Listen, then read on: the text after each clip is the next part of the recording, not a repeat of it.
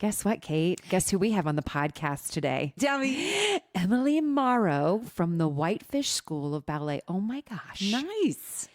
She was in the parade with us. She was in the parade with us. She Yes. brought her little girl crew, Yeah. ballerinas. Yep. And she was instrumental in helping us win the Best Band Award for IWD406. In the cold, rainy February, weird weather that we had for a parade. Totally Yes. uncomfortable. I hope it's not that way next year when we're in the parade again, which I know. I'm so I'd love excited to about. have it snowing.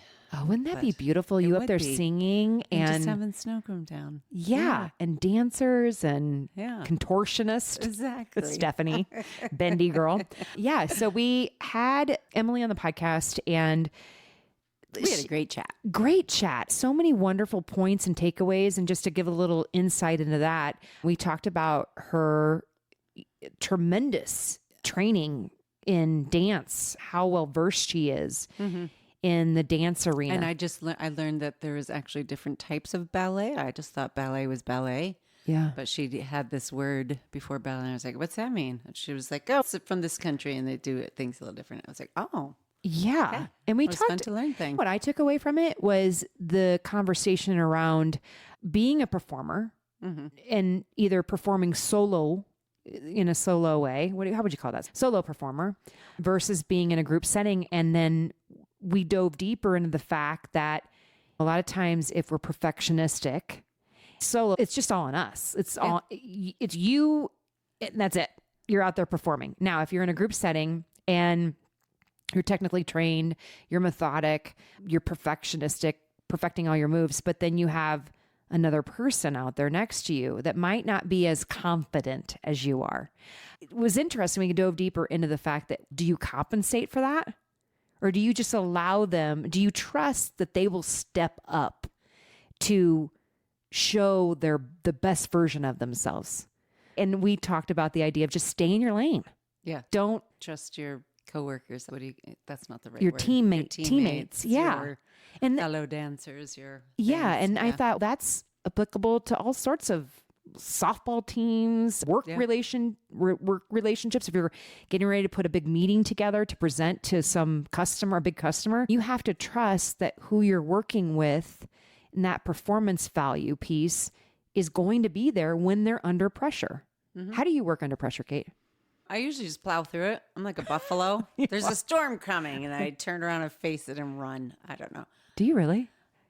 Yeah, because if you run away from the storm, Oh, I was thinking you were running away from it. running into the What? storm so it goes faster over you. Oh, so you don't really want to be in the experience of it. You want it to be in your rearview mirror. Yeah, I don't know. It just makes me think of being in the restaurant, and it's super packed and busy. Oh. It's super stressful. You got a million things on your head. Yeah. And you just take those million things on your head and you go through them. And then the next thing, like hours have gone by and it's quiet again. Oh, so you're waiting for that storm No, to I'm go just away in the rainbow. No, I just go through it when you're going through it. Oh, gotcha. You can't run away from it, but when you go through it. Yeah. Put on your raincoat if you need to, whatever, but you have to plow through it, deal with the heartache, anxiety, whatever's coming with that storm, stress. Yeah. And then you know that there's a little rest and some sunshine and rainbows later. Oh, well, see, I don't know. Some people love the pressure piece. Like they literally thrive in it. Oh, I can't thrive on that now. And I think for me, it depends upon the type of pressure. Like if it's something like, I don't know, I can't give you any examples off the top of my head, but I feel like if I'm under pressure in the sense that it's going to impact other people, I feel like I step up. I'm like, oh gosh, if I let down my team, if I let down if I am contributing to the fall of the outcome, right? The outcome doesn't turn out the way we all wanted, I step up. Now, if it's just me, I oftentimes fold. I really do. Because I'm like, this is too much pressure. I like to put goals on myself. Say, can I do this in this amount of time? Oh, gotcha. Okay. And then I totally become, everything else falls away. And oh, gotcha. I just totally focus on what that new goal is and pride myself on the fact that I reached it. this is a new thing because I used to have such lofty goals. And Yeah. I would make myself feel like a failure because I never got there. Right. So now it's, can you do this in this amount of time? And then you can. And then I'm able to give myself a little pat on the back. Like, okay, cool. You did it. Yeah. Oh, that's good. And I usually feel like I just put a goal on top of another goal. And then I'm like, Kate, I need a week off. that's why deadlines are good. If there's a deadline that says this has to be done by this time, then I can meet that deadline. Yeah, And I don't have then a be problem like, with deadlines. cool. Deadlines, I'm usually really good about getting that shit done. Yeah. But as far as making space to breathe, relax, enjoy the process, no, I'm stuck at that. It's I like, do that every day. I have to. Oh. It's my meditate. I walk and get outside every day. gotcha. That's good. And it makes me calm and ready for the day. I need more of that because what ends up happening, it compiles and then I'm a hot mess. And so my husband will notice, did you go for a walk? Did you go? I'm like, no, I had to get 3 podcast episodes out, or I had to get the network events set up. And so then it just compound it. And the next thing you know, on Saturday, I'm completely dead to the world. It took me a year to get into a schedule of doing that and giving that's myself good. time. I would be like, okay, you get 20 minutes to walk. And I made it really short. I don't know why, because I didn't allow myself that much time. Yeah. But now I do longer. And on Sundays, I'll be out for 2 hours. That's And good. If I just want to, I just like it. It just does definitely ground me. And it's meditative. My thoughts are going. I'm like, getting exciting about new ideas. And, should I implement this? And I don't know. I just sets my day off in just the right way. That's wonderful. And with Emily, going back to her episode, we covered so many different, talking about that because of her profound competitive drive. She's got a good drive. Yeah, Yes. competitive drive. Yes. And starting from the age of 6 and then working in Vegas at Cirque du Soleil And everything. down on the opera in Vegas, Yeah. all of these big performances. The level of pressure that she's faced is insanity. And now she's here in Montana. Yes. Started a school of ballet. And I think it's a beautiful thing for the Northwest Montana. I don't know of too many school of ballets up in this neck of the woods. I don't think any. Kalispell. Kalispell has one? Oh, awesome. But yeah, she's very competitive and just And has a great family story. I have to add that because I love love that. listening to her talk about her grandparents, and they live close, and it's just a beautiful story. beautiful story, Yeah. beautiful chat. Yes. Lots to take away from. So here, enjoy this chat we have with Emily Morrow. Yes. You're listening to the IWD406 Podcast with your hosts, Julie Walls and Kate McLaughlin. Our guest today is Emily Morrow. She is a dancer from Richardson, Texas, and has danced globally and transitioned to teaching and counseling. She established a successful dance school in Whitefish called the Whitefish School of Ballet with 50 students while pursuing a counseling master's degree. Emily is also a certified Pilates instructor and aims to support individuals in realizing their potential and cherishing their art and strength. Welcome, Emily. Thank you. Wait, I got to give her a quote. We are not here to survive. We are meant to thrive and experience joy. Love and light always in my heart song. Emily, as quoted by Emily. That's a beautiful quote. so good. Welcome, Emily. Welcome, Emily. Thank you for having me. It's an honor to be in your presence. Oh, well. Yeah. It's an honor to be in your presence. It's always a fun time. It is. We do have a good time when we chat. Yeah. I love that. Yeah. All right, we're going to get into it. Kate, We always start off with this question. Were you born in Montana? I was not born in Montana. darn it. It's a common We love answer. you anyway. Thank you. We're all in I'm the like, same we're on the same boat. Thank you for accepting me. So where were you born?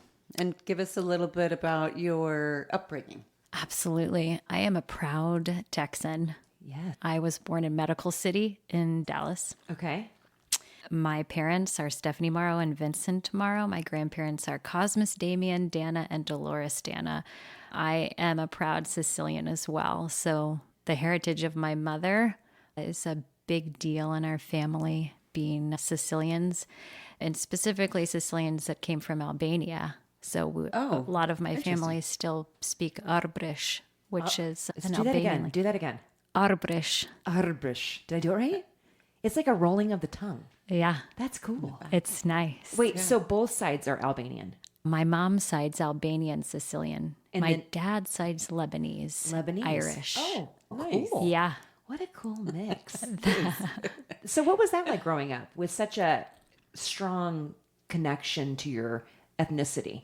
Yeah, I didn't realize that I had some different ethnicity until I went and visited my American, we're American, but my friends that just had really American holidays and the way that they would celebrate them. I didn't notice a difference until I started visiting them.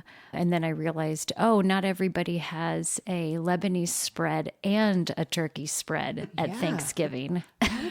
That would be amazing though. Yeah. Oh, yeah. It was a lot of good delicious food. upbringing. Yeah. I had the best. What's like I'm going to go there. What's the primary spice? Like you you use all the time. That's an interesting question. I think Italian and Lebanese cultures aren't big in spices as far as I knew on my taste buds growing up. Okay. Like an Indian thing or something like that. It was like, what proteins are you eating? And so red meat is just a big deal. And then being Sicilian, seafood is a really big deal. Really? Yeah. Okay, cool. Yeah. So no spices? What? I mean, that's- everything. I think Sure, there's Americans do a herbs lot. and maybe cumin in Lebanese, maybe a little, but I'm not sure. But that's not like Oregano, parsley. So it's herbs that are really big in those cultures. I'm getting hungry. And the other thing that I noticed, I looked to my left and right at lunch. I went to a parochial all-girls Catholic school. We'll get into that and how important that was in my upbringing. But I noticed there were round tables at lunch, and all of my friends, we pulled out our lunch bags and opened our lunch boxes, and we all had the same freaking thing for lunch, and it was Lebanese food. Yeah, that's when I was like, oh, I'm Lebanese. I got it. Seriously? interesting. That's really interesting. Because Dallas is so multicultural. Yeah. And so we flocked towards one another because it's who you're going to talk to about rolled domas, yes. except another Lebanese chick. I'm going to throw this out there. Being raised where I'm from, and my dad's side they're all Czechoslovakian. And I think it'd be really interesting to learn about the Czechoslovakian lifestyle, food. I just don't have any I don't have any way of tapping into that. Where the hell do you go eat Czechoslovakian food around here?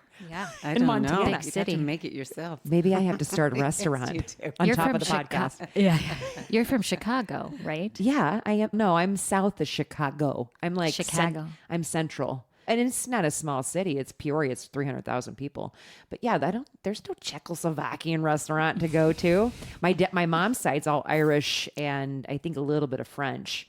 So Irish food, I feel like that's just all like sauerkraut, potatoes. Bar food. Bar food, I always think of basically, bar because food. they Right. it's not like you go to a fine dining Irish restaurant. It's No. the pub. It's just That's been true. conglomerated. Soda bread. Yeah, it's good. I used to make it because I grew up Irish, and Yeah. both sides of the family were as well. And yeah, See, this is wonderful hearing this because I think we need to bring back that in our families. Like I should have one designated night where I cook nothing but Czechoslovakian food. Or my husband's side, he's all German, so German food. And then that way that kind of brings back that sense of like roots. Yeah. Like It that does. I you think have. There's a different thing with that. For and then sure. they've even noticed if you eat certain things within how the body's kind of even attached with what you eat and how it digests things depending on your different cultures and sure. stuff. And Yeah. I always thought my dad was sweating olive oil all the time. Like his that's face cool. was just like glistening.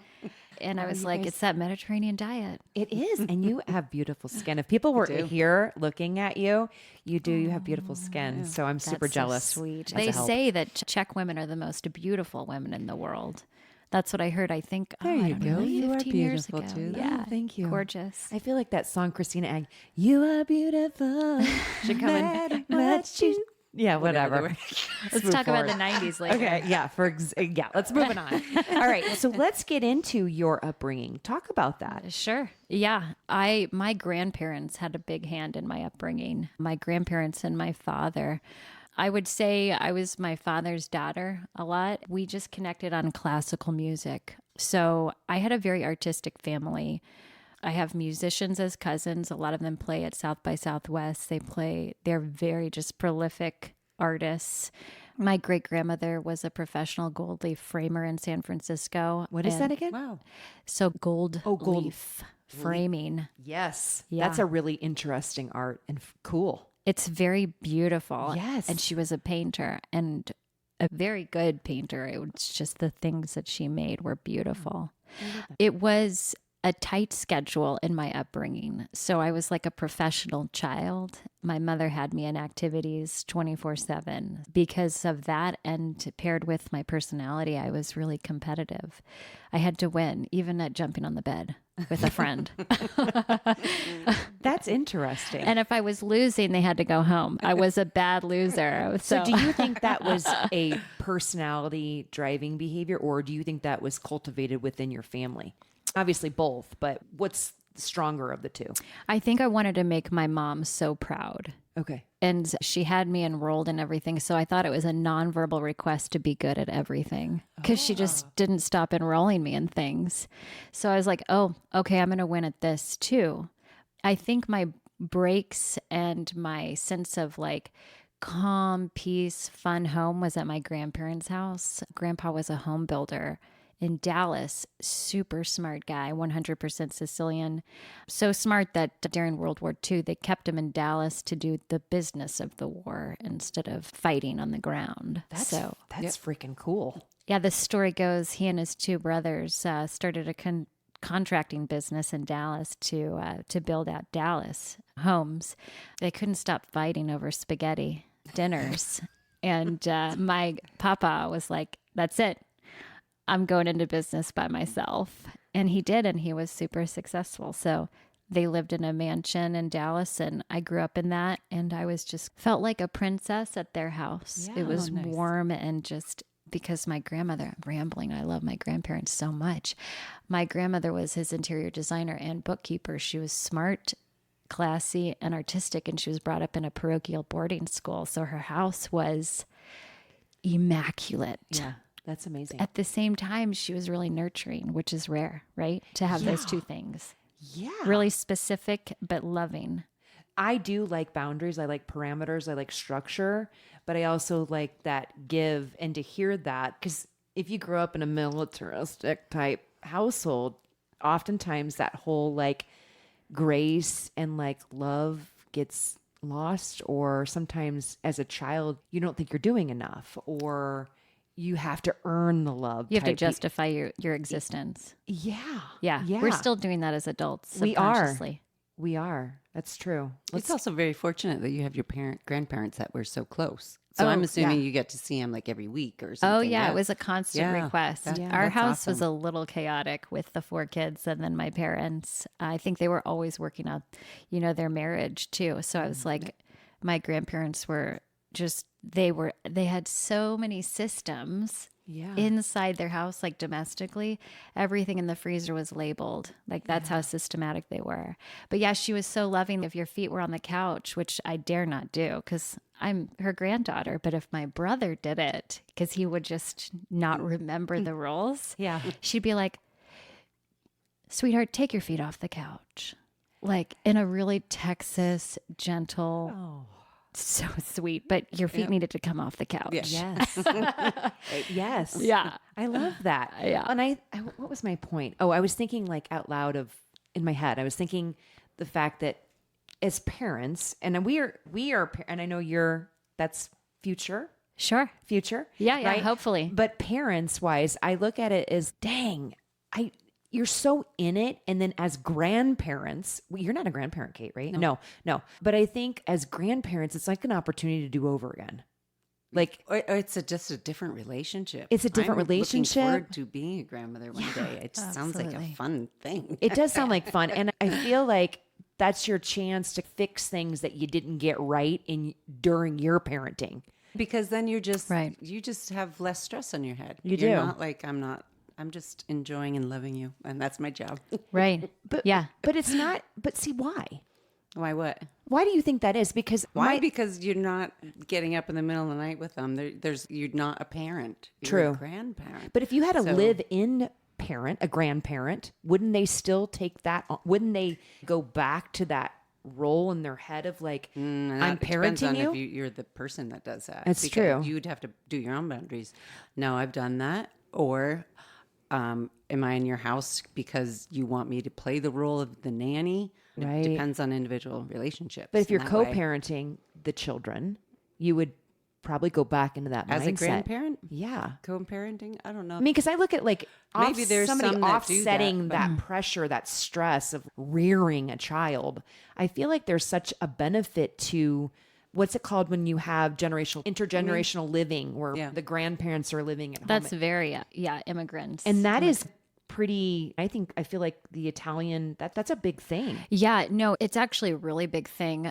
Everybody's involved. And it's not that everyone's involved with the discipline, but everybody is involved with the nurturing. Yeah. Everyone's involved. Like you're going to get about 25 kisses before you leave that gathering. And that's the most important thing. And so that was my takeaway from my upbringing. And also when my mom was having difficulties, they had to take over too. And I'm not going to get too much into that, but that we were lucky that they were 20 minutes down the street. Yeah. So we were in Richardson and they were in North Dallas. But it's also the fact that's who my grandfather was. And then my grandmother was just nurturing that she was just born that way, but she was an only child. And they called her the white woman because she wasn't Italian. Oh, gotcha. Because she had blonde hair and blue eyes. And it was like, where did you come from? Yeah. But she was of British descent. So she's the one that handed us basically our fine dining skills and our social skills. But grandfather did too, because I just got back from Sicily and man, those Sicilians are so refined and you cannot walk out the front door looking like you're about to step onto a red carpet. I mean, it's a big deal. Really? And you have family in Sicily. Were you visiting family? Absolutely, yeah. They never left. In fact, we all share great matriarchs. So our great grandmothers were sisters. And we WhatsApp and we talk. We are besties. That's amazing. That's wonderful. I love that. They speak 4 languages, English, Irish, Sicilian, and Italian. Wow. Yeah. And so that nurturing, I saw it there too. It's just beautiful because I think in America, so much pressure falls on 2 people to raise a kiddo. And I don't think God made it that way. No. And you know what? Let me just go there because I was thinking that. And I was thinking about my parents' involvement. I don't know how involved your parents have been in your raising of your kids. No, not at all. Not at all. No. Not on any level. No. So, Really? and it seems like They were maybe like, I've done my 9 kids. I'm done. Not even the kids. grandparent role. Like they didn't want to step into that. And Oh, sure. I Yeah. mean, okay, they'll interact with the kids when they're there and stuff. but Right. Yeah. But I know of people that this are. reminds me of a skinny dipping story from my grandma. Sorry. I don't know why. Wait, real quick. I know of people currently. I'm in the age bracket where they're grandparents. They are my friends that I went to school with are now grandparents, and they are actively. They will let you know, I will not babysit your kid. That is a real thing. Like people They'll let you know that? they'll say, I don't babysit my grandkids and don't even ask me. Wow. And that's That a would real thing. Devastate me if I know. that like, would devastate me as a receiving that? grandchild. Because you're also just you saying never call me if you have an emergency. That's Yeah. kind of like you're putting that boundary out there. Of, never get a hold of me if you can't find anybody. Yeah. That's a little harsh. That would be a hard thing as a child, as an adult child saying, oh, okay, so I pretty much have to do this on my own. There is no sense of tribe. That's interesting. That would never, that's super sad because that would never happen in my family. That person would be mentally ill. I think we would say something's wrong with that person because it's just not a cultural, that would be an antithesis of what we are about. Right. But it's a very common thing from where I'm from. So strange. But it's not that they're completely out of the grandkids' life. Yeah. They choose not. I remember specifically a woman saying, I go, how many grandkids do you have? Well, I have 7. And I said, oh, when do you watch them? You're retired? She's, oh, no, my kids know that I am not the grandparent to call to watch your kid unless it's an absolute emergency. Did she say those words, watch your kid? Yeah, to babysit your kid. Babysit.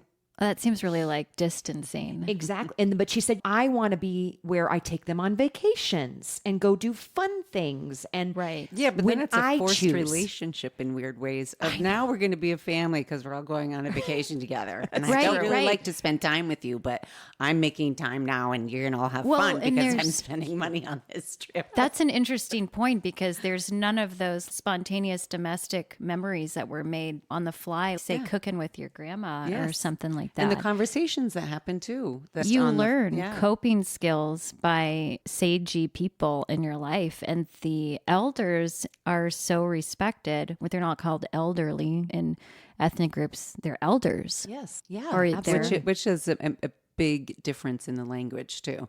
Elders is something you respect. Elderly sounds like, oh, you have to walk the elderly woman across the street Yeah. because she's so feeble and Yeah, and I'm not feeble-minded. saying we're, indigenous because the word elders is used in Native American Yeah, and in but it has a- Aboriginal, but in Italian culture, respectful. it's matriarchal, patriarchal, patriarch, our matriarch. I think those terms are used. No, I was taught so much in text. I just remember one thing my grandparents taught me so much on a day-to-day level. But one day I was like, Grandma, what is skinny dipping? And it was a hot summer Texas evening, and she was on the big backyard patio with their pool reading the Dallas Morning News.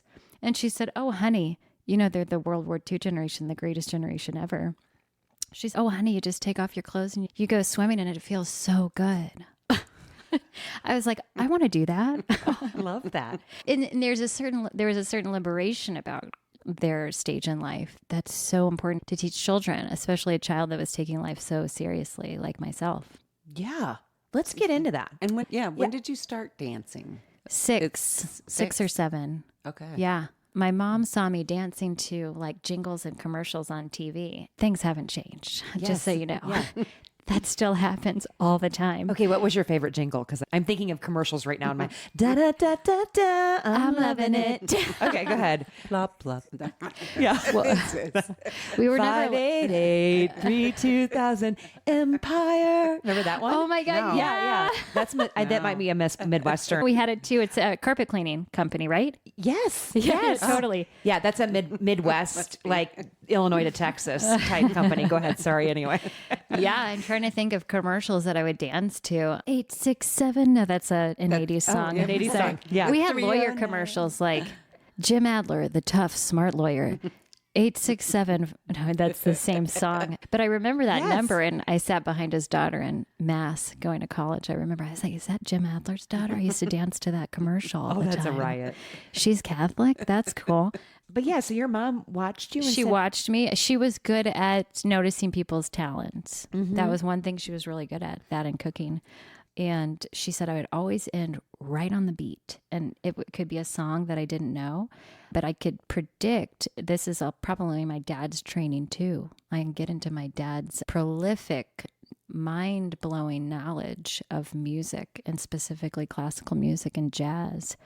But I could feel what the composer was getting at in his notes, and I would end right when he ended, whether I knew it or not. And I can still do that to this day. Nice. Wow. Yeah.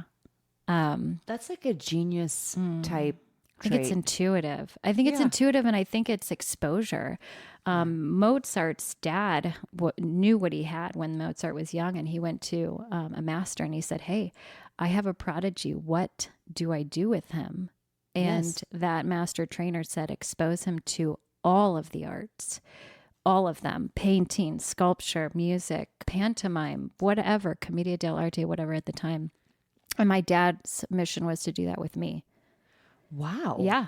And That's so, pretty yeah. amazing. Yeah. I love that. I love that. So walk us through, so you're 6 years old, and then when did you start actually noting, I want to be a dancer? Today's episode of the IWD406 Podcast is sponsored by Electric. Hey, this is Kate. Electric is my stage name when I'm a singer-songwriter. Okay, now that we've established this, we can move on. I've created a songwriting challenge for you to write your first song or your next one to find out more about the Songs Inside You Challenge. Visit songsinsideyou.com today. We need lots of music in the world. Please write more songs. When did that start coming into play? Yeah, really. Competitively. Sure. Initially, I wanted to be a Dallas Cowboy cheerleader like every other girl. Who in Dallas. doesn't? Back in the I days, mean, too, they were like that. They were thing. hot with their Smoking. cute little. It was the outfits. outfits and It's the the outfit. pom-poms. Yes, yeah. for And their sure. immaculate hair, Aquanet hair. I was like, I want that hair. It never moved. It doesn't move. Yeah. I still try to get it to this day, but it's harder as I age. I hear you. I hear you. The density has gone down. I hear you. But man, my grandma taught me too. It was Aquanet all over the place. Very sticky in the bathrooms on the countertops. I remember cleaning that sucker up. Like you almost had to use like a scraper to get it off. I couldn't do it. The first time I tried it, just all the smell, and I'm inhaling. I'm like, That's when it you just have to was not switch for to me. Aussie. No, Remember I just- Aussie was like, and it get down the last pump, and you're like using your all because it's all Yeah. sticky. The pump's all sticky. I went at that for point. gel instead because you then I went for could wash gel. my hands and LA be looks. done. The LA looks. Whatever. It Yeah, was, if it whatever was the like a cheap shell, $5, shellac, $2 thing. yeah, the cheaper the better. And if it burned my nostrils, it was working. Yes. I was like, I'm ready. I'm ready. Like, let's do this. Let's do this. Even today, I was like, it's just, It looks good. It looks good. thank you. It looks great. There was a moment when someone asked me, hey, Emily, I remember I was in the utility room and I don't know who asked me, hey, Emily, what do you want to be in life? And I was like, I put my hands on my hips and I was like, threw up my chin and I was like a Dallas Cowboy cheerleader. Yes. A Lebanese Italian Dallas Cowboy cheerleader. No. I love it. I love it. So I still wanted to. I was like contemplating it as I got older and was like hanging up the point shoes. Like, should I audition for the Lakers dance team? yeah, for Because sure. those auditions are coming out. Anyways, I'm jumping way forward. So I got into cheerleading in 4th grade. I did do cheerleading and we're in Texas. So there's a football team for 4th graders. Friday Night Lights. And cheerleaders. Yeah, that's awesome. Wow. That surprised me. Sorry. Yeah, I was a good one. But then I got into dancing because our dance studio was literally within walking distance from our home. And the dance instructors, Tanju and Patricia Tuzer, were basically around the corner in our neighborhood. Okay. So I was at their house all the time. Tuzer is did I say it right? Tuzer? Tuzer, yeah, he's School of- Turkish. Yeah. School of Ballet, right? Tuzer Dance School Dance school. or Wow. Tuzer Dance Center, something. That's cool. Yeah, absolutely. They were big and prolific in the European classical ballet world and American. They were principal dancers at the Harkness Ballet, which is no longer in existence in New York. But that was huge, amazing. So they were just down the street on Glenville Avenue, and I just started going to dance class. I wanted to just do jazz. I was an outgoing, in-your-face, wearing a ponytail every day, and the hot pants I was in it for the hot pants, like the hot pink fashion. span. It was the fashion of Yes, jazz yes. at the time. My jazz teacher wore a belt, and it was like up to right here, her pants. Yeah. And underneath that was a thong. And I was like, she's got style, man. Yeah, for I sure. want, and she's got the sneakers and the scrunchy socks. Oh. And I want it. Kate's over there cracking up. That's a I riot. was sold. I was sold. I was like, Yeah. this is the life for me. Yep. Yeah. But then they were like, you need to be a ballerina. And I was like, well, really? Yeah. Did you do tap at all? I did tap because I remember there's this one picture of me in a candy cane costume with some frills on the waist and the shoulders. And I remember because my granddad was in the audience with those huge camcorders, and it was a mall performance. That's where I got my real start. Oh, that's awesome. A mall performance. I love it. I love it. I knew I was going to be a star. So did you then at that point, so you shifted, they told you should be a ballerina. Because the owners of the dance school, they were great because they exposed us to all sorts of dance. Okay.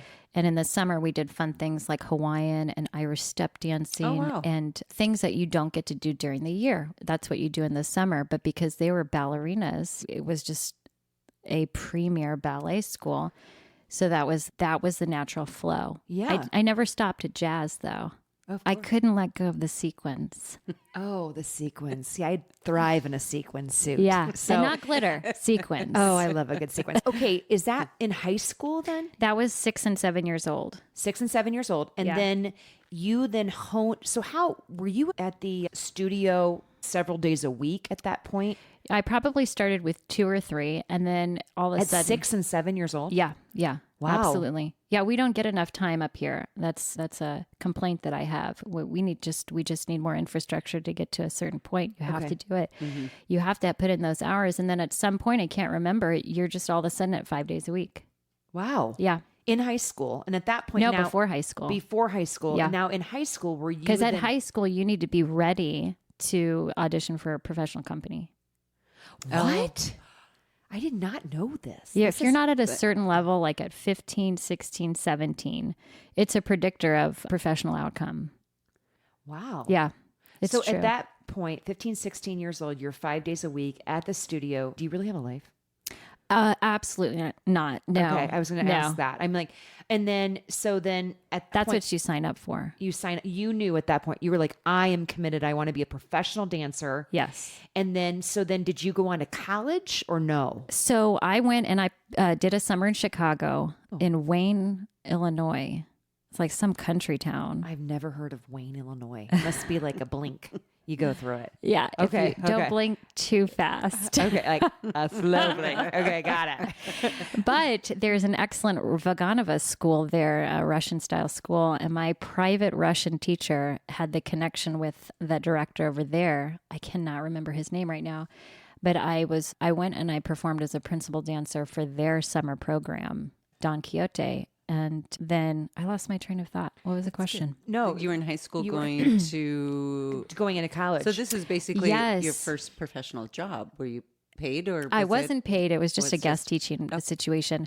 Oh, so that was leading me into, okay, so I had the opportunity to maybe stay in Chicago. So at 17, just stay and continue a professional track, no college. That's what my mom wanted. My dad wanted me to come back and go to SMU, Southern Methodist University, Oh, okay. Okay. Yeah. To pursue what? Dancing. but go to college. At this point, okay, you're 5 days a week, if not more, right? Some days you probably 6 actually at 7, so 15 to 18 at 6. Yeah, Okay, and you've been doing this essentially from 6 years of age. that's right. Now you go into college, you're in college, you're now training even harder for professional dance, right? How do you keep that passion, that spark alive without burning out at this point? I didn't have adrenal fatigue until I graduated from college, where I call it adrenal fatigue, but it was more of a period where I'd say it's more of the like domestic problems at their house than artistic burnout. But it could have been partial artistic burnout for sure, because I think you can only output so much. But if you are outputting artistically, but on top of that, you're also people pleasing in your personal life, and you're not getting like that bucket filled, as they love to say these days, which is a cool thing. It's very indicative of what was happening. I needed to get replenished, and so I went to LA after graduate college. But taking a few steps back, I was on fire in college. Wow. I was on fire, and How do you know you're on fire? I mean, I love this. How do you know? so I could have joined a sorority. I talked with my grandmother about it, and I was like, yeah, I think I want to join Chi Omega. And No. I I was an Alpha Gamma Delta. No to the Chios. Alpha Gamma Sorry. Delta. Okay, go Alpha ahead. Gamma. I don't know if we had that, but we were 40% Greek at SMU, so it's a big deal. The question of pledging is just for everybody. You're like, Right. are you going to pledge or are you not? And I thought about it, and I was like, I don't want to take anything away from my dance tract. I don't know how I'm going to do it, because the commitment for pledging in that first freshman year, I wanted to make it known that, hey, here I am, look at me, to my dance directors and the dean and stuff like that.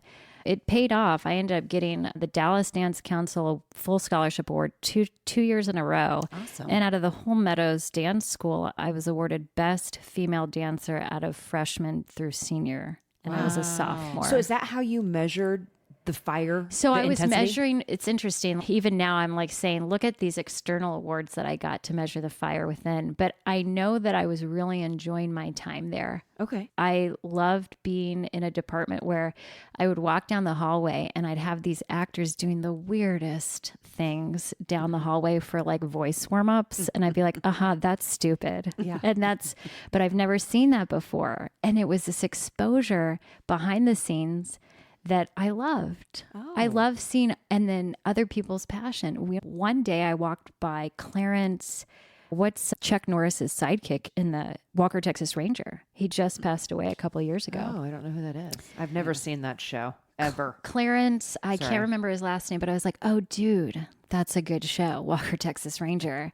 I'm a terrible fan, by the way. I'm like super awkward. But he was so kind. And it exposed me to some celebrity status. Kathy Bates went to SMU. We have the Kathy Bates Theater. Oh, I love her. I do. Misery. Misery. Yeah. She's Fried green tomatoes. Fried drink? Yes. Yeah. Titanic. Yeah. Yes. Molly Brown. Molly Yes. Brown, that's right. Oh, yeah. So you've got these ballerinas that are just like, oh, I just do ballet. But I, like my dad had raised me, I liked being exposed. So I was exposed to that. And then I'd be my roommate and Mary Hay Hall, the arts dorm that I was at my freshman year was like, she'd play Britney Spears every day. That was so annoying. But other than that, I think she had an addictive personality like all of us, go figure. She was just constantly doing her scales. And I grew up listening to opera from my grandfather. He would read Italian librettos. And I was like, I get to see her and hear her process every day. And I have mad respect for her. I'm not some cloistered ballerina anymore, right? I got exposed. And then who else was in the Meadows School? You have symphony. So you have the musicians walking around with their cellos and I just loved it. I think that goes back to women's empowerment. I want to circle back to that. It feels like when you're around a person has elevated herself, it brings you up. It's okay. Totally. I need to hone in on what's my passion and what my purpose is. I think that's powerful. It made me a better dancer. Yes. Yeah, that's a really good point, what you just For said. sure. Yeah. Yes. So that's what kept you in the game, burnout was like, yeah, no, I'm on fire right now. Yeah. And this is where I'm going. So then competitive by nature, where did you go? Here's my thing. When you get to the top, where do you go? What was were you always, okay, what do I do next? Because I'm already a fantastic on fire performance dancer, right? Did you then say, okay, now I need to challenge myself? Yeah, most of my friends after they graduated moved to the East Coast. Okay. And I just wanted, and here's where I wanted to avoid burnout. So I went to the West Coast to chill out a little bit. Okay. Gotcha. And I joined some regional ballet companies like Media City Ballet in Burbank, and that was really fun.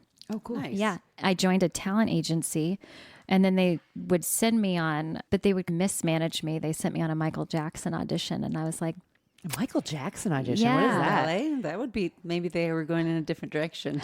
Is it for the song "The Way You Make Me Feel"? And then you're like doing twirls. Like what did you do? I can move really well, but it wasn't quite a perfect match. I think the perfect match happened, and this is a really important point in my life, when I met Alan McCormick. Oh, okay. Yeah. Alan McCormick was the devil in Le Rêve for about 8 years at the Wynn Hotel. And so he was teaching jazz at Burbank at Media City Ballet when I was a soloist. And I started taking his contemporary jazz classes, and my world changed. Wow. Yeah. It was Okay, beautiful. Did you go to Las Vegas after that? 'Cause I You're did, talking yes. about the win in Las Vegas, Talk right? to us about Okay. your Las Vegas. Absolutely. Okay, so I was Journey. in LA and I was having a wonderful time. I did have a union job there. I was a communications coordinator at Local 600. I got a promotion from receptionist to go upstairs, so I got behind the scenes access to Hollywood. That was a great experience. Yeah. It was a desk job, and I left that at the perfect time, right before the recession. Okay, who were some of the people that came through that? I mean, I don't want Harrison Ford, Barbara Walters, Judd Apatow, Bobby Bush. Okay, I'm going there. I mean, Where are you going? I like a good how were these people? Did you personally communicate with these people? So I was in charge of the awards at the Publicis Awards, and that the Beverly Hilton, I can't remember the hotel's name, but I was in charge of taking their awards after they got off stage and telling them what to do in the green room and talking to them. Yeah. Oh, there's some wacky Harrison was stories. his eyes were quite the opposite of white. They were pretty red. Really? And that was fun because I knew exactly what was going on. I mean, I had gone through college, so I knew he was having a good time. Yeah. Yeah. I bet you have some amazing stories. I will share a really funny story, and it was really please. endearing. Please do it. I love it. Yeah. Okay. So Chris Wentz, is that his name? I think Chris Wentz. He's from Superbad. Remember the Okay. movie Superbad? Yes. Is that the one Nick where they're... Levin. Yes. Yeah, I was he's going to say, the McLovin. beer in the laundry tote. Yeah. I wish he had made more movies after that. I don't know what happened to him. But he walked up to me and he just opened this really magnificently crumpled piece of paper. And he was like, yeah, I don't know if this speech is any good.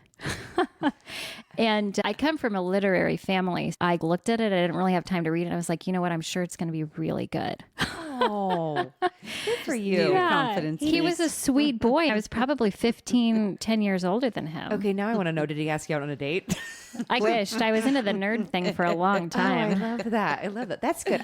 You should write a Nerdy write guy. a book on your experiences. I would love to. The other one, and then I'll stop there, is Judd Apatow, who's extremely talented, and his wife. I do. Yes, I love. They're an amazing couple. An amazing couple. Yeah. Sometimes you remind me of her just a little bit. Oh, because Who is she's she? quirky. Jed? Yeah. What? Emily? Yeah, yeah. But She's you're kinda- so she's- beautiful, Corky. She's a ditz, but in she a very plays that though. She, It's not her. She's smart. yeah. I learned to channel the dumb blonde role often to advantage. When I had to- blonde hair, I had way more fun. So you guys to have improve upon my game to what I wanted. yeah, So yes, I you understand. can definitely Yes. leverage that. Yeah, you can. Yeah. So anyway, but yes, I do love Leslie. She's amazing. Go ahead. Leslie Mann, he sat down next to me and he crossed his legs. He crossed his leg like this, and he was like fiddling with his the end of his pants. And I said, I don't. You don't really change who you are. It doesn't matter what role you have in life. But I looked over and I said, "What are you doing?" Did you really? He didn't know you, right? Oh, he knew I was supposed to Okay. be there. Okay, you know? gotcha. I had a job to do, and I said, What are you doing?" I was like genuinely curious, but also, you look like silly right now. And he said, "I'm trying to fix the hem on my pants. I scotch taped it earlier, and it just won't stay." And I'm thinking, I could only dream to have the amount of money this guy has in several bank accounts across the globe, and he's scotch taping his pants. Is that what this is about? Those are That's the best kind of millionaires. Yeah, no, billionaires. he's fun. Seriously. I thought, you're funny. Yes. You're actually really funny. I watched I'll totally edit this out, but I watched a interview with Will Ferrell. He makes millions of dollars. And prime example of somebody who is literally, it's not about that. Like, he doesn't show up in Gucci. He literally wears Levi's. Because I remember Kevin Hart making fun of him, like the guy that shows up in the interview with the sweatshirt that he wore 4 times in the last interviews, and it has like his favorite basketball team on it, and then Levi's or jeans. Yeah. And- It's his favorite. Maybe it makes him feel good. Yeah. and That's I'm what like, matters. That's be why comfortable. I love Will. Just because of that. But anyway. Okay. So you had these amazing experiences in Las Vegas. Yeah.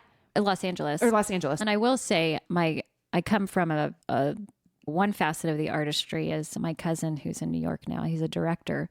His shorts have won film festivals in LA. And then my uncle was a script reader for Paramount. That was his career. Oh, okay. Yeah. Cool. Wow. So you have all these really amazing connections. Yeah. There's a lot of connections. So then did you go to Las Vegas at that point and start performing? Because you played for Cirque du Soleil, right? Yeah.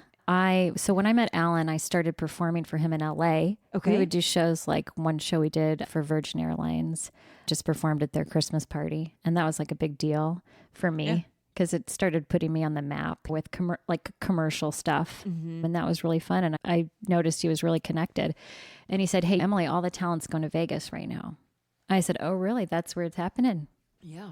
And I just had a little Canadian accent. You He's know? Canadian. You know? Okay. He's from Nova Scotia. I love his accent. He's in New York now. No, maybe New York and LA. So I became his roommate. He took me to Vegas and I lived with him for a while. And I was like, hey, this is cool. I like it. Yeah. Before I moved to Vegas, so I wanted to test it out. So there was an audition for Phantom of the Opera at the Venetian, and they had a part for ballerinas. So there's a ballet scene in Phantom of the Opera. And I went to go audition. There were so many ballerinas, and it's point and it's hard. But I read the description and it said extremely proficient, professional on point. But it also said expertise in Bournonville technique. And I was like, dude, that's like rare to ask for that. And what is that? Just so what I is know that? too. Yeah. Bournonville technique is a Danish style of classical ballet, and I had been trained in that. Okay. Oh. Okay. Yeah. Interesting. That's right. The Russian. So you had an advantage walking in there. You were like, I got this shit. Yeah, Joe, that was the feeling. Exactly. Yes. Exactly. Yeah. Sorry, this is explicit, just so you know. I cuss all the time. Go ahead. Perfect. Now that the door's open. Yeah, the door the is F-bombs totally can open. start flying. Go ahead. Yeah, I walked in and I was like, if there's any audition I'm going to nail, it's going to be this one. And sure enough, I had this feeling in the audition that I didn't see anyone else. And those are the perfect auditions when you're just tunnel vision and you're just feeling it and whatever. Then the other people, you're not getting worried about them. You're like, I can't even see you. I'm just like so focused. You're in your zone. Yeah. 100%. That's nice. Yeah, that's a good 100%. feeling. Yeah, I felt in the zone. I didn't see anybody else. It was just me and the judges. And I was like connecting with them in a way that was like, hey, do you see me? I see you. Are you looking at me? Because I'm doing really good. It's that feeling that you have no question whether you're nailing something or not. You just know it. Yeah. Mm-hmm. So they kept 7 girls out of 70 dancers. And they went down the line. And in Broadway, you have to have auditions annually. It's required because you're AGMA. You're union. Okay, these dancers are union. So I knew if I got this job, I would get health benefits. I'd get regular work. It would be the job of a that's lifetime. Good. Yeah. This would be the crowning point of my career. And they went down the line and they were like, I'm going to make up some names. Hey, Amanda, nice to see you again. Hey, Jennifer, thanks for coming. They knew everyone they kept. And then when they got to me, I'm like, it's just a wonderful memory. They're like, we have no idea who you are, but we just kept you because you were that good. Nice. I need the clap track. Seriously. Oh my God, you have a clap track. No, I love it. That's amazing. That's so awesome. I want that at home. Yes. Like for my dog, when he goes to the bathroom, I just want to hit the clap track. Like, good job. sure. But that is a stick with you moment. That's It amazing. sure was, because I was just there and I was like, no idea what they're going to say. And I thought, you know what? Good. I want to go into the empowerment thoughts, okay? Because I feel like where you're at, watching you tell this story, this is why we need to do video podcasting. Watching you tell this story, I'm almost there with you. Like you can feel that confidence of, oh, he's coming to me. Get ready for it. And bam, we don't know who you are, but you are our girl. Like that feeling, that once in a lifetime feeling that some people just never get. I Like, wish everyone could have that feeling. Absolutely. Because they would make different choices in their lives, I think. yeah. So do you like to perform solo or do you like to perform in a group? That's a good question. Yeah. Yeah. I like that question. I like both. Okay. Yeah. Okay. Then what elevates you? If you're out there by yourself as a solo performer, it's you against no one. Yeah. It's a different world. You get to go in almost to a dream world because say you miss something, you don't. Are you in your head thinking technicality or are you in your head thinking more of, I got the technicality part. Now I just need to show the emotion. Like You're good. How does Yeah. that work? I'm just psychology wise going into that. That's a great question. I know. If you're thinking about your technique on stage, you're not ready to be on stage. Oh, At all. That's a good point. 100%. You have no business being on stage. It's like a fighter. I listen to Joe Rogan all the time. Love a good Joe Rogan. It's just so good. It's like a warm blanket. Oh, So good. I love the way that he allows things to go as far as they can go. And you're like, whoa, he pushes people over the edge. That's the edge he has. Like he walks people gently down the road to maybe get them he to, yeah, didn't, we don't want to like- do that here. We want to create safety and But you're a prolific person. What you've, even in our, non-podcast moments, yeah. you have turned on parts of my brain and my heart that I'm like, this woman has something special in her. Oh, thank you. Because I could have a conversation with someone and it's, sorry, but 7 times out of 10, it's forgettable. You're Yeah, like, for sure. it's like small talk. It's okay. You have But to keep in mind, I talk to myself a lot, so I'm always having weird ass it's a conversations. good sign. Anyway, we It's a won't good digress. sign. Okay, so talk to us about where your head is. I think that's a fascinating area to be. I want to learn about that. Where your head is at on stage during a solo Yes. or group number. Yes. Yeah. Let's talk solo wise. How do you where is your headspace at when you're solo performing? And Yeah. then how afterwards do you go, oh, I didn't do that right? Or do you walk off and go, dang, I nailed it? I think being a perfectionist as a dancer, and sorry if I interrupted the question, No, but yeah, sometimes the minute you walk off, you're like, yeah, I fucked up that part.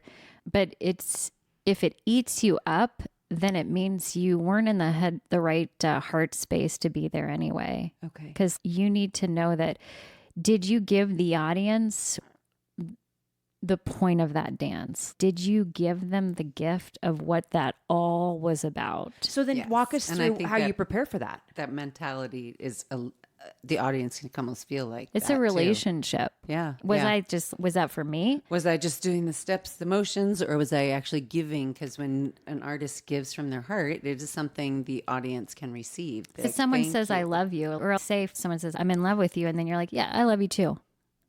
Yeah. That's not a match. Yeah.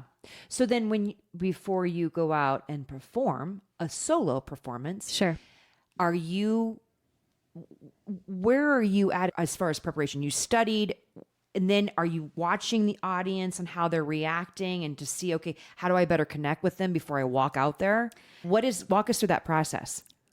It's so back to the relationship thing. It is a relation. A lot of times you don't see clearly people's faces in the audience. So there's a lot of imagining that goes on that, hey, I'm connecting to someone out there and I may not be able to see their face, but I'm going to get as deep as I can in the feeling of what I'm doing, the point of what I'm doing, to hopefully connect with the majority of people that are watching me right now. There are always occasionally I'll catch one face and then I'll make eye contact and that's for me. Oh, interesting. That's usually for me because I'm like, oh. Is there anything that trips you up? Let's see. I think when I was really at the height of my performing, cell phones were not that big of a deal. So I think if someone's cell phone were to go off and I was doing it now, I'd probably just want to stop what I'm doing, which I would never do because I'm not trained to ever stop. But I'd be like, you need to get the fuck out of the theater. Yes, you're not here. Just for this. Why did you spend $75 to $200? Yeah. But then, the show must go on mentality is no, you're trained for things like, say, a Buddhist. I was practicing Buddhism for a long time in Vegas at a temple, and distractions are welcome. It's part of your practice. Yeah. If you can't meditate with normal life going on, you're a hypocrite. That's true. Well, I think that meditation, I suck at it because from what I've read, is don't think about anything. It's how can I not think about anything? I'm like, I can get myself to a nice calm space, but I love watching my thoughts and following them. You know what? It's interesting. My goal is if I can check out for 20 seconds, I nailed meditation. Because who the hell is that good at meditation? I'm sorry, but what defines good meditators? I think there was a previous idea, I don't know where it came from, is that you need to clear all thoughts out of your brain. And then now, as I'm resurfacing with meditation, again, it's think your thoughts like you're human. How can you not think thoughts? Yes. You're always going to have thoughts. It's what do you do with them? Exactly. So I want to go to the thought process. Okay. Am I avoiding this? I'm totally avoiding. No, you answered my question beautifully, and I think we can go deeper into it. But now let's shift to the group setting piece. Okay. You're in a group of 7 women, right? Yeah, this is different. Yeah. And so then what fuels your fire? But you can't be a standout on that 7 group, right? You all have to be in sync. Right. But then how do you not become a robot in that situation, but find, oh, I'm enjoying this? I mean, there's always connecting. an eyebrow raise, but you don't want to do it too big. Hey, did you just raise your eyebrow to just stand out? I think we are unique by default. Mm-hmm. So if someone I have a dancer in my school when are we going to get solos, Miss Emily? And I'm like, when you can know how to be the best dancer with your peers at the same time in synchronicity, then you'll deserve it. You'll have earned it. Yes.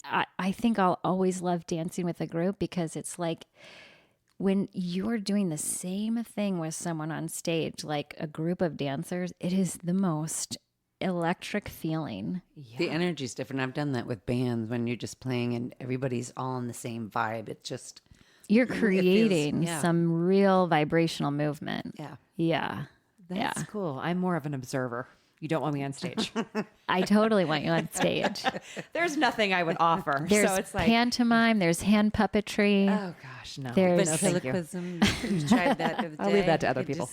Just your hands. My question though is, okay, you can't be perfect all the time. Have you ever had bad days, bad performances where you walk away and go, okay, how do I bounce back from that? How do I build resistance towards beating myself up? Yeah, I shouldn't even talk about this particular instance. I think it's important to say, hey, we're human and we mess up and our egos can get in the way.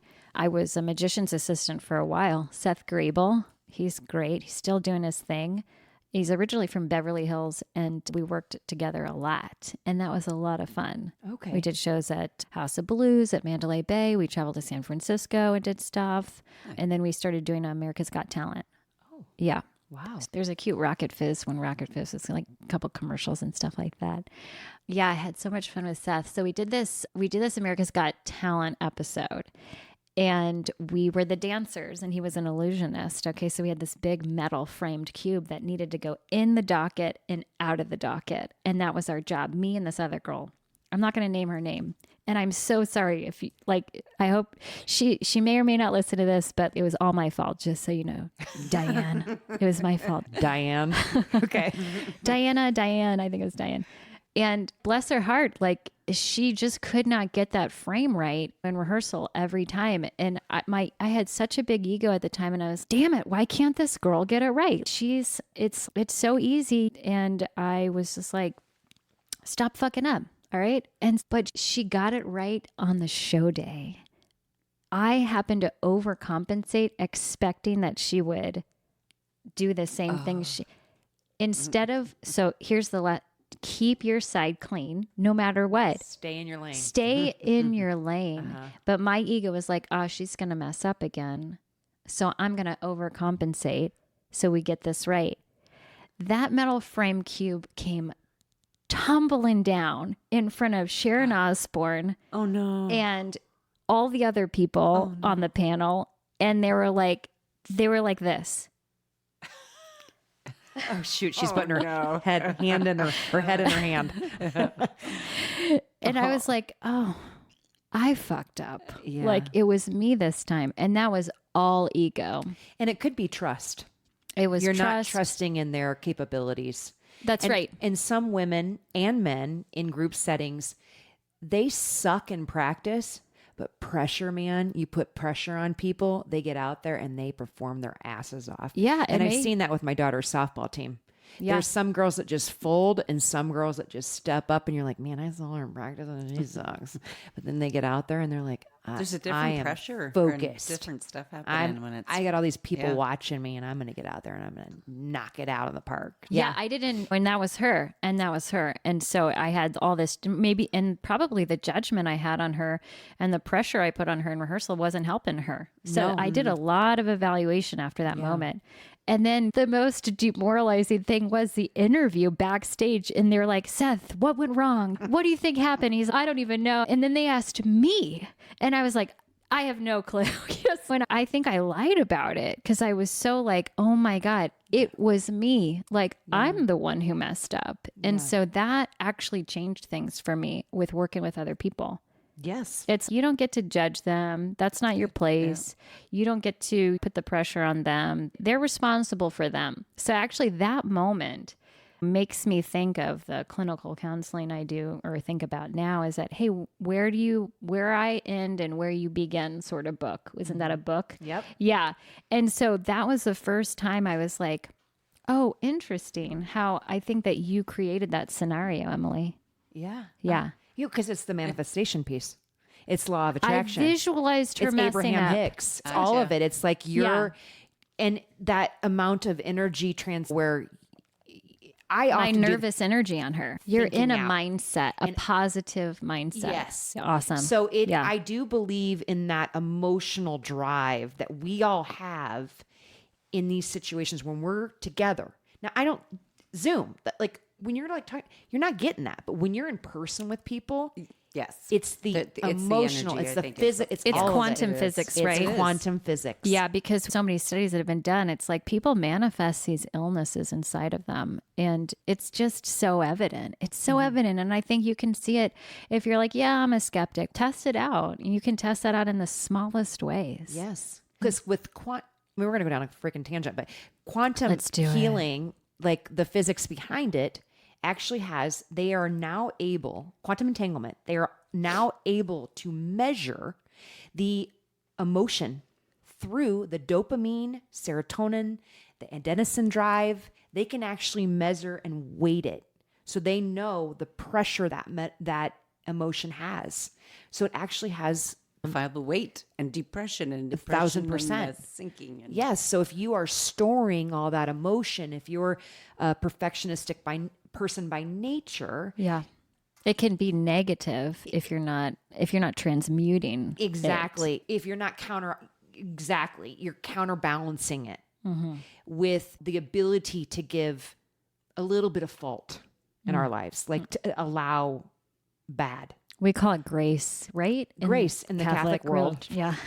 But yeah, I think it's really important. And going back to the group type focus, you really do need to build that rapport with whoever you're performing with and understand them, but also give them, because you probably likelihood have that perfectionist. You're like expecting this, Right. but then they operate this way. So understanding that piece is so important in a group setting to be able to have a successful performance. It's a beautiful, what you said just is Yeah. just so nicely put. It's beautifully put. It's changed me because in order to be in that beautiful spot with other people, you have to have this like forgiveness aspect, and you need to be living in that grace period because someone's going to mess up, like it's guaranteed. and an acceptance of Acceptance. you are who you are, and Yep. and we're Or gonna and get then in the too. best part is like coming off stage and being like, dude, you just totally fucked that up. No, it's hey, it's okay. If like You still fucked it up. Take some ownership, dude. there's still like that part of me that's you do know that you fucked up, right? Just we're all adults here. Exactly. We'll move on from this moment. It's all But do history you now. have to point that out to them? Because I'm No, sure those so people typically know they that they already fucked know. up. Yeah. They already know. That's true. And so what's the rarer reaction? The rare reaction is going, hey, it's okay. It happens to everybody. Yeah. I think what we've just talked about it's a really great conversation. But I want to move forward into moving to Montana because you're here now. Yeah. We love you being And here. starting your ballet And school. starting your ballet school. Yeah. Let's talk about that. And the influence that you have on kids, because Yeah. with your background and everything like that, I think you're a really good influence on kids and inspire them in a great way. Thank you. Thank you for saying that. Yeah. I just like light up when someone says kids. I also think it's like an Italian thing. It's, we need more kids. We do need more kids. We need more kids. Where people are telling us to stop having kids. And I'm like, why? Like, why would you do that? Emily, I'm going to put it on you to have more kids. I'm all done. Ditto. I got to do Go ahead. Anyway.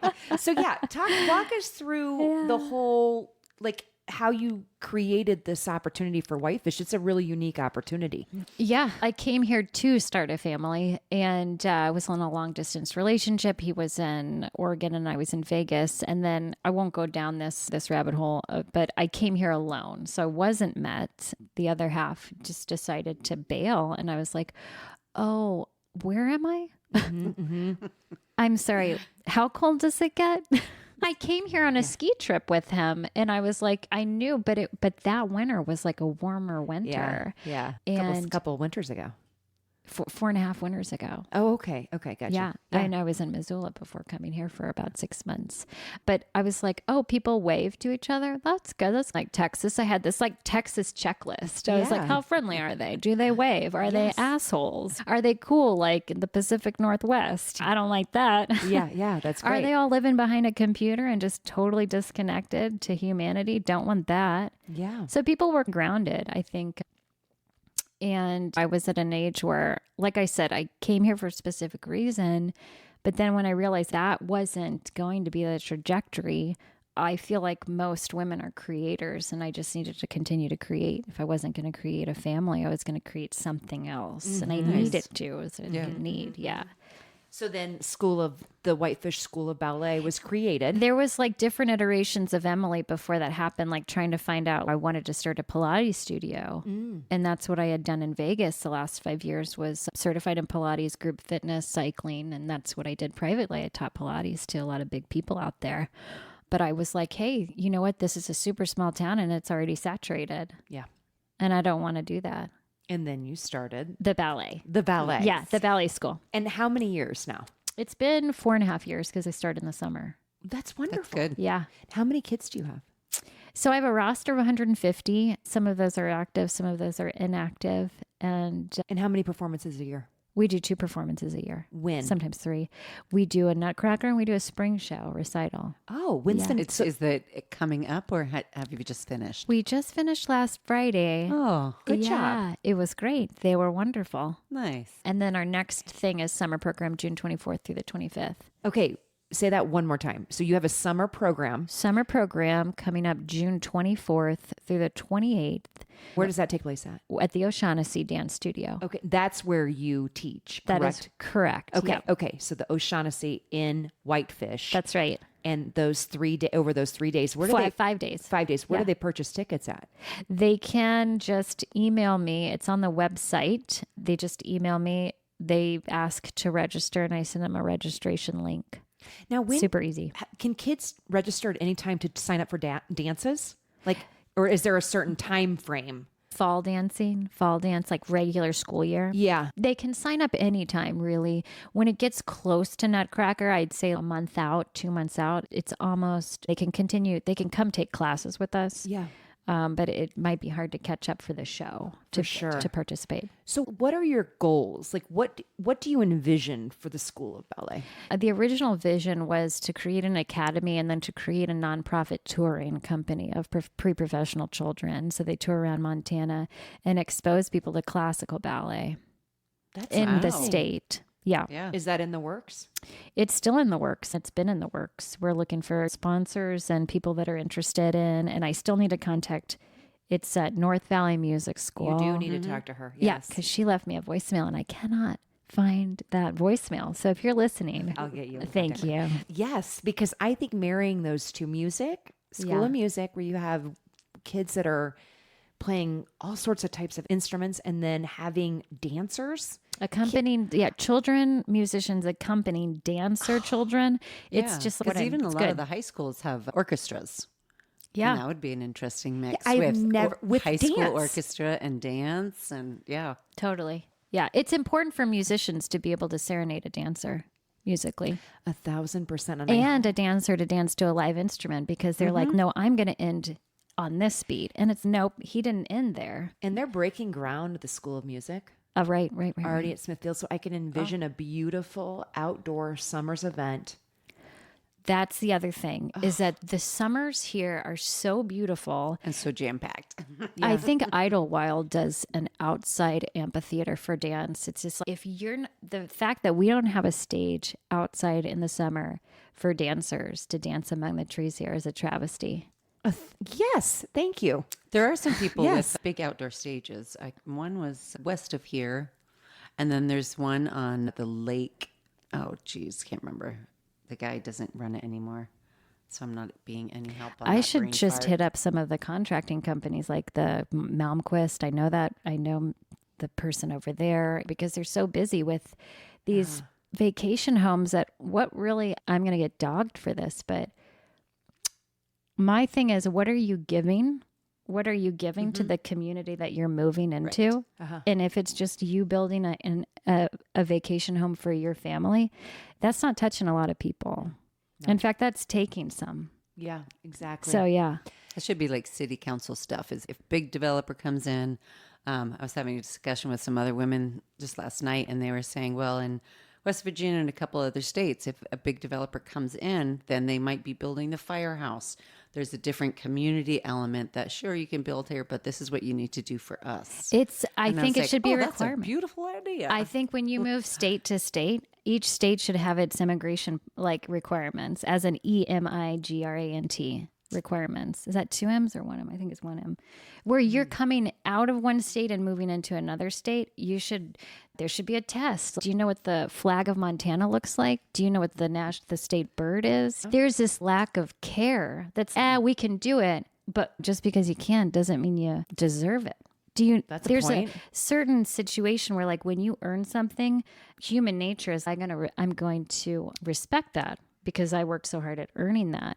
When things come so easy, there's less, it's just human nature. There's less respect. There's less like accountability. There's less loyalty. There's less philanthropy. It just runs the gamut. Philanthropy is a whole nother conversation. There's another thing I wanted to touch on is that I am looking for another dance instructor. Oh, okay. I really want to focus on summer intensives. Last summer, I had a whole group of girls come from Great Falls to our school. That's amazing. And That's it was awesome. amazing. Yes. That's great. And I want to continue being able to bring in these Las Vegas instructors, but we need financial help. And then through the year, I need a teacher to take over probably fall. So if there's teachers out there, ballet teachers, anything. That's wonderful. Yeah. I'm glad you said that. Yeah. Good. Yay. Yeah. Yay. All right, Emily, we're getting to our last 3 questions, which Okay. are important. Overtime. I know. We get that. Okay. The first one is share with our listeners how you measure success for your life. It's thought provoking and deep.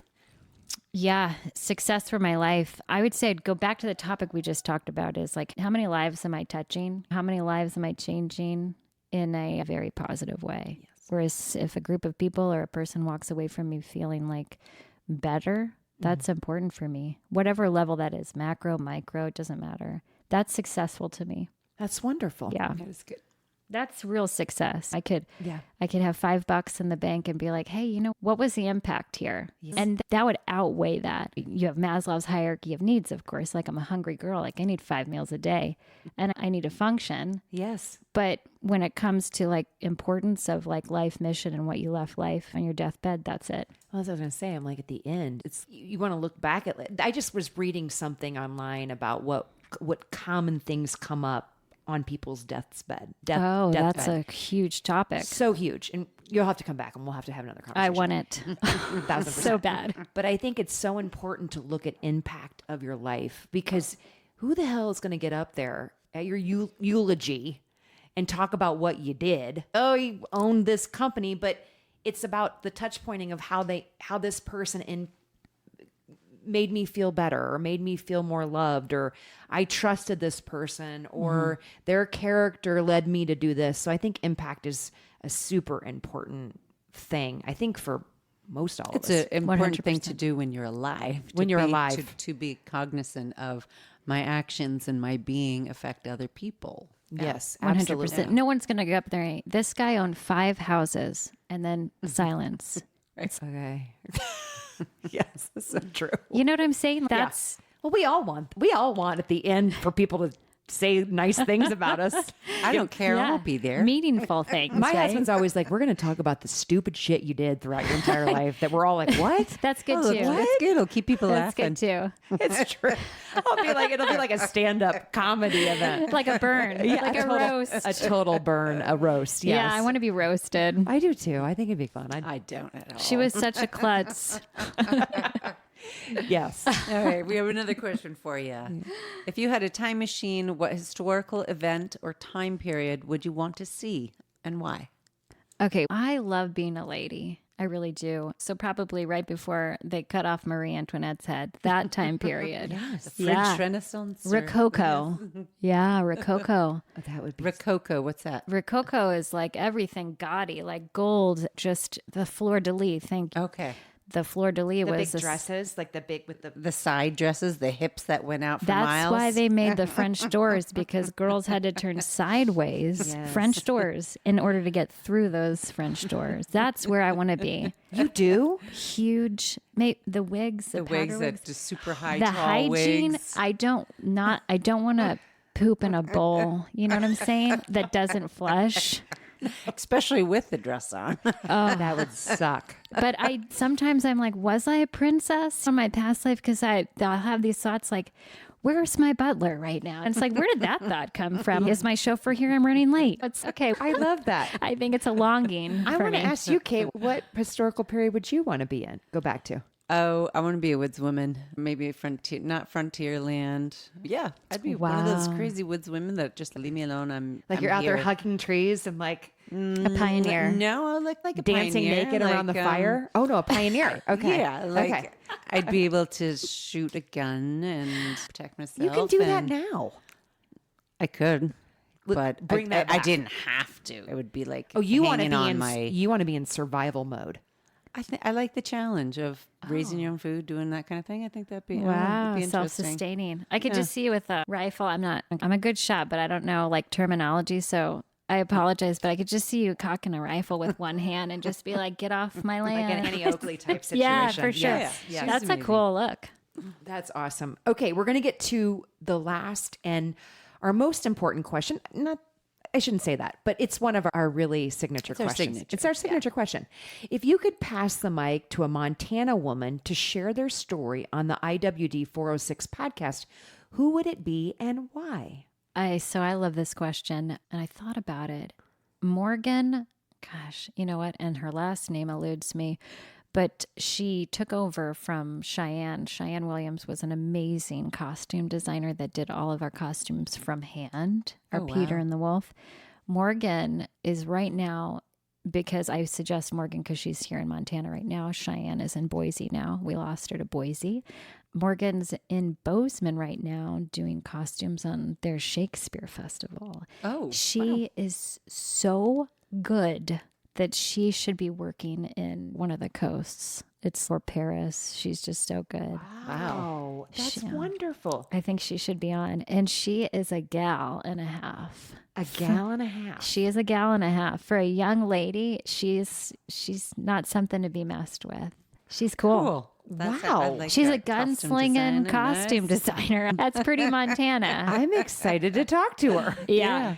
Like I'm envisioning somebody just cocking a gun with a cool ass outfit on. And she knows everything about costume design and ancient historical costume design too. Oh, wow. Yeah. Wow. Yep.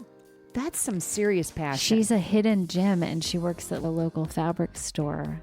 It's hidden. Like she was hidden and then I think she's going to blow up. That's amazing. We're excited to I got some interview- designs for her to sew. Yeah, me first. She tailors all my stuff when she has. No, I'm kidding. We'll share. It's fine. Can she custom design a sequins jumpsuit for me? Because I pretty much live in Viore sweatpants and a sweatshirt these days. Anyway. Answer's yeah. Oh, okay, good. Okay, Yeah. awesome. Emily, you are such a joy. I always enjoy seeing you. I light up when I see you. You know that, right? Likewise. And It's kinetic. I have really enjoyed hearing your story, and we've had some really great discussions. I mean, Totally. really great discussions. So we appreciate you, and thank you for being here and bringing such a beautiful company to Montana. Thank you for sharing your stories and being vulnerable and being your awesome self. Thank you, Kate. Yeah, you're a glorious woman. Thank you for doing what you do. This has been so much fun. Come back. Thank you. A special thank you to our podcast guest. You can find all of her links in the description of this episode. If you like what you heard, please hit subscribe. You will be notified of future podcast guests. Follow us on our social media platforms and stay tuned for our next podcast chat with an amazing Montana woman.